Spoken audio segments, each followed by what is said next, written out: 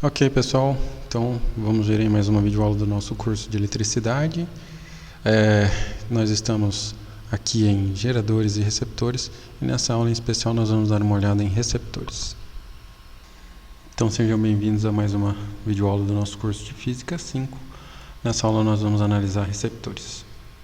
Bom, gente, como objetivos dessa aula, eu espero que no final você seja capaz de caracterizar receptores, determinar a força contra-eletromotriz, interpretar tanto a equação característica quanto a curva característica do receptor, determinar o rendimento e caracterizar bipolos reversíveis. Bom, gente, então como é de praxe, né, vamos ver algumas das aplicações aí do tema que a gente vai olhar. Então, motores elétricos são dispositivos receptores, tá? Eles são muito e vão se tornar cada vez mais importantes, principalmente para a mobilidade, né? Uma vez que é uma tendência que os veículos elétricos substituam os veículos movidos aí a combustão de combustíveis fósseis, né? Então, motores elétricos vão assumindo aí cada vez mais importância, né, no setor produtivo e na economia. Bom, mas não só motores podem ser considerados como receptores, a gente deve incluir aí nesse rol todos aqueles dispositivos que converterem energia elétrica em alguma outra forma de energia que não, é claro, energia térmica, categoria reservada aos resistores. Então, um notebook, uma impressora, uma geladeira também são receptores nesse sentido e é neles que nós vamos nos concentrar agora. Então, vamos ver aí receptores elétricos, né? Então, receptores são aqueles dispositivos capazes de converter energia elétrica em energia mecânica. A gente tem que tomar o cuidado de não incluir aí aqueles que são dispositivos responsáveis por aquecimento de algum sistema. Esses são considerados como resistores, não entram nessa categoria de receptores. E, bom, aí a gente tem que fazer algumas considerações a respeito de conservação de energia para chegar à conclusão a respeito de um conceito importante. Então, de acordo com a conservação de energia, conforme os portadores de carga vão atravessando o receptor, vai ocorrendo aí uma perda de energia potencial elétrica. Então, pode-se considerar que cada unidade de energia elétrica vai sendo convertido numa unidade correspondente de energia mecânica nesse processo. Então, a gente vai se aproveitar disso, né, para fazer uma definição de força contra-eletromotriz como sendo a energia não térmica que é disponibilizada pelo receptor logo depois de ele executar essa transformação de energia elétrica em energia mecânica por carga, né? Então, a gente vai denotar por esse símbolo, a letra grega epsilon, com um acento, né? E ela vai ser essa razão entre essa energia. Aqui é importante, aqui a gente já não está mais considerando a energia elétrica, mas sim a energia elétrica transformada em uma outra forma. Geral mecânica, dividida pela quantidade de cargas, é claro, que atravessa aí esse receptor. A unidade de medida dela é o volt, né, que é o joule por coulomb. Bom, pessoal, então vamos dar mais uma olhada aqui na conservação de energia em um motor como esse aqui que está operando, né? Então, os portadores de carga são alimentados pela bateria e ao adentrarem aqui no receptor, no caso no motor, essa energia, né, ela vai sendo convertida em energia mecânica. Se não fosse a dissipação, devido ao efeito Joule e atrito entre as partes, né, toda essa energia elétrica seria convertida em energia mecânica. Bom, então, dessas considerações, a gente pode dizer que a potência total é a potência disponibilizada pelo circuito, que é que você pode, então, determinar utilizando a diferença de potencial entre os terminais aí do receptor e a corrente. A potência útil vai ser aquela potência que vai ser entregue, né, pelo receptor para cumprir outra finalidade, como girar alguma coisa, entre outras, né? Então, a gente vai determinar essa potência primeiro a partir da energia útil, que vai ser determinada como, né? A gente vai usar aqui que a força contra-eletromotriz é a energia, né, que é modificada, né, transformada por carga. Então, se a gente quiser transformar essa força eletromotriz em carga, basta multiplicar pela carga que atravessa. Pronto, com isso a gente vai ter então a energia útil entregue pelo receptor. Bom, mas transformar isso na potência é só dividir então pelo intervalo de tempo, né? Então, na hora que a gente divide essa quantidade pelo intervalo de tempo, O resultado aqui é a força contra a eletromotriz é uma constante, ela pode sair dessa fração, e aí a razão entre carga e tempo é a corrente. Então a gente calcula essa potência útil pelo produto da força contra a eletromotriz pela corrente.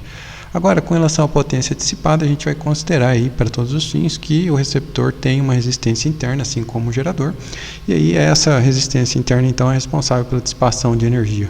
Então a potência dissipada vai ser o produto, né, dessa resistência pelo quadrado da corrente, como a gente já viu.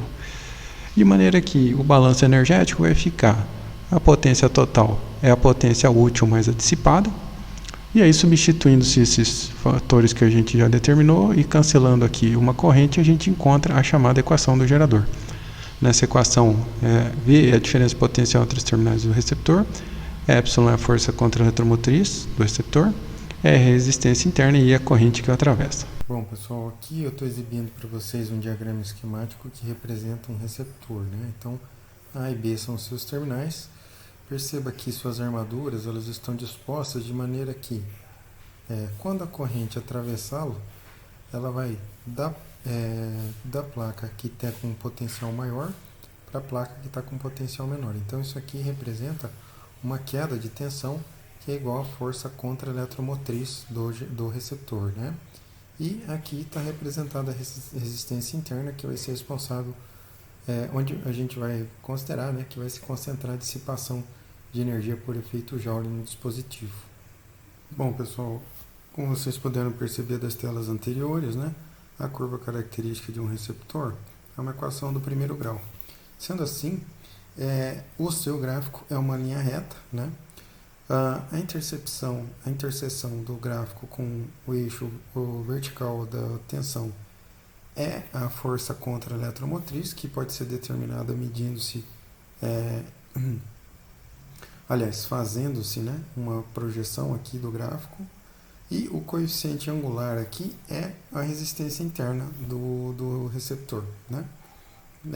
Então essa aqui é a curva característica do receptor. Então, para resumir, o coeficiente linear é a força contra a eletromotriz.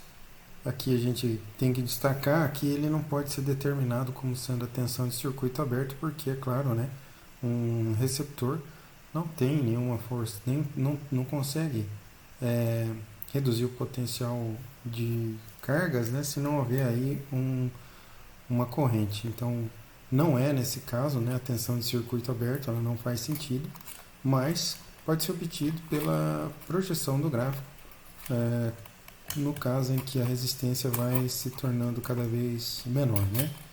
Então, o coeficiente linear é a força contra a eletromotriz, mas não é a tensão de circuito aberto, porque isso não faz sentido de tratar em receptores, né? Já o coeficiente angular é numericamente igual à resistência. O que esse símbolozinho aqui representa? Representa que se você calcular a tangente de alfa, isso é um número, tá? Então, ainda não é a resistência porque não tem unidade de medida, mas a magnitude da resistência, sem a medida, né, é exatamente a tangente daquele ângulo ali, da inclinação do gráfico. E por fim, nós vamos falar aí de rendimento desses receptores, que é a relação entre energia disponibilizada e energia total, que nos dá uma porcentagem, então, de quanta energia consegue ser aproveitada pelo receptor, né? Ela pode ser dada, então, pela razão entre a potência útil e a potência total, que vai acabar simplificando na razão entre a força contra a eletromotriz e a tensão entre os terminais do receptor. Bom, pessoal, a gente vai concluir aqui falando um pouquinho sobre bipolos elétricos, que são dispositivos capazes de operar tanto como gerador quanto como receptor num circuito. Por esse motivo eles são chamados de bipolos reversíveis, e acho que o exemplo mais característico, né, é a bateria de celular, de notebook, que pode tanto alimentar o circuito quanto ser alimentada, né? A curva característica desse dispositivo está ilustrada aí na figura. Se a corrente, né, está alimentando o circuito, então a gente tem aqui uma curva do dispositivo como um gerador, mas é claro que se a corrente for revertida, ele vai operar aqui como se fosse um receptor. E vice-versa, né? Se ele é originalmente um dispositivo que é um receptor, ao ser alimentado pela corrente aí no sentido convencional, né, a curva característica é como está ilustrada pela linha cheia, né? Mas se a corrente é revertida, ele vai funcionar aí também como um gerador. Então, a gente já pode ir para a conclusão. Bom, então, como conclusão, né, você viu nessa aula como que a gente caracteriza receptores. Então, eles são os elementos do circuito que convertem energia elétrica em energia mecânica e outras formas de energia, à exceção, é claro, da energia térmica, que é reservada para a categoria dos resistores, né? Você aprendeu a determinar a força contra-eletromotriz, que é aquela energia por carga convertida, né, da forma eletromagnética para a forma mecânica.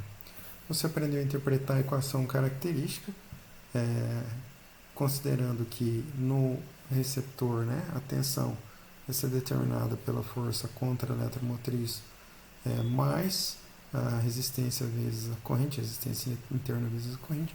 Você viu que na curva característica, né, que é uma reta, a força contra-eletromotriz ela se torna um coeficiente linear e a resistência interna é um coeficiente angular, né?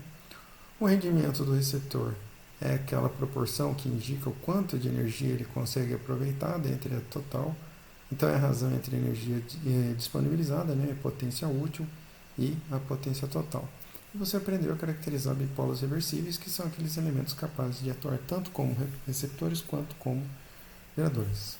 Então, para essa aula era o que eu tinha planejado. Muito obrigado e até o nosso próximo encontro.